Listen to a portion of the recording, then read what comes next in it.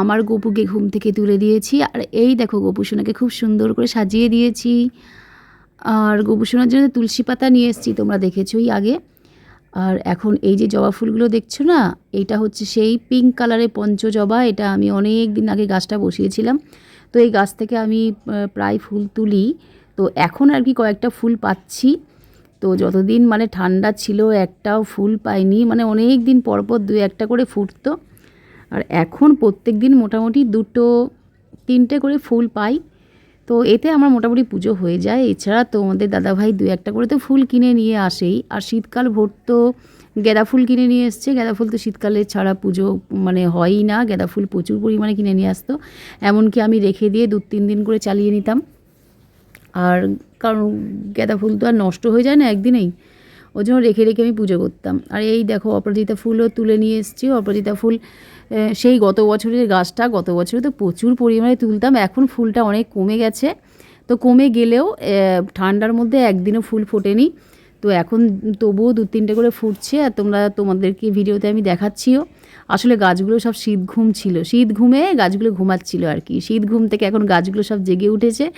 আর আমি কিছু কিছু ফুল পাচ্ছি, ভালোই হয়েছে। আমার গপুও ফুল পেয়ে যাবে। আর ওই যে সিংহাসনে দেখতে পাচ্ছ না, ওই হলুদ রঙের গাঁদা ফুলের মতন দেখতে আর কি, ওগুলো সব প্লাস্টিকের, ওইগুলো কিনে এনেছি সিংহাসনটা সাজাবার জন্য। তো ওইটা একটু দিয়ে রাখি বলে একটু দেখতে ভালো লাগে। ফুল টুল না থাকলে কি আর দেখতে ভালো লাগে। আর ওই যে ঘটির মধ্যে দেখতে পাচ্ছ তুলসী পাতা, ওটা তো আমি কালকে তুলেছি। আজকে 2-1টা তুলেছি হাতে দেওয়ার জন্য। আর এছাড়া 3-4খানা তুলসী পাতার পুরো ডান্ডি রাখা ছিল, তো সেগুলোই আছে। আর গোপুসোনাকে দেখো এখন পুজো করে নিচ্ছি আমি। আজকে আর প্রদীপ জ্বালিনি, এই কদিন ধরে প্রদীপ জ্বালছি না। একটা করে ওই কর্পূর আছে না, ছোটো ছোটো কর্পূরগুলো জেলে দিয়ে পুজো করে নিচ্ছি। কর্পূর জ্বালা নাকি ভালো বন্ধুরা, তো তাই জন্য সেটাই করছি। আর দেখো পুজো পাঠ হয়ে গেছে, চলে এসেছি রান্নাঘরে। এখন দেখো আমি রান্না করব। তো জোগাড়জান্তি করে নিলাম। এই যে বাটা মাছ নিয়ে এসছে দেখো, তো এত মাছ তো আমি রান্না করবো না। এই যে গামলির মধ্যে যেগুলো আছে ওগুলো রান্না করব। আর ওই দেখো কৌটোর মধ্যে আছে, ওগুলো আমি তুলে রাখবো ফ্রিজে, ওগুলো অন্য দিন হবে।